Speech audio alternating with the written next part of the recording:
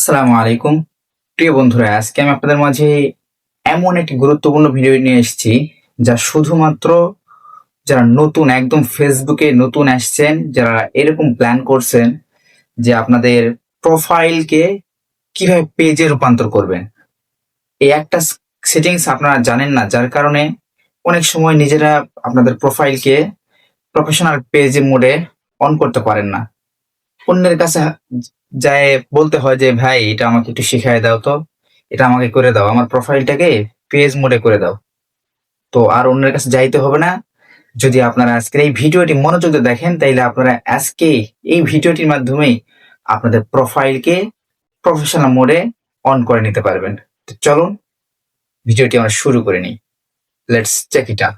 তো বন্ধুরা, প্রথমত আপনারা আপনাদের প্রোফাইলে ক্লিক করবেন। প্রোফাইলে ক্লিক করার পর এই যে দেখতে পাচ্ছেন যে রাইট সাইডে রাইট কর্নারে থ্রি ডট অপশন আছে, থ্রি ডট অপশনে ক্লিক করবেন। থ্রি ডট অপশনে ক্লিক করার পর দেখতে পাচ্ছেন নিচের দিকে টার্ন অন প্রফেশনাল মোড।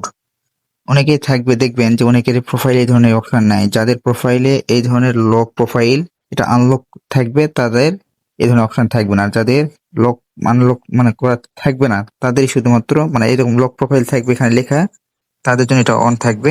এখানে ক্লিক করবেন, ক্লিক করার পর এই যে টার্ন অন করবেন।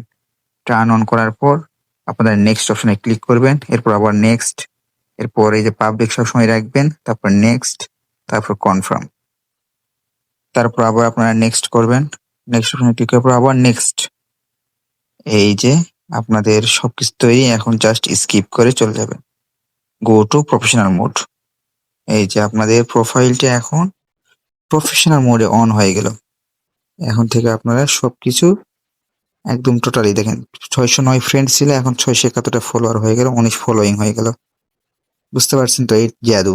এতটুকুর জন্য আপনারা শুধুমাত্র অন্যের কাছে যান, নিজেরা পারেন না।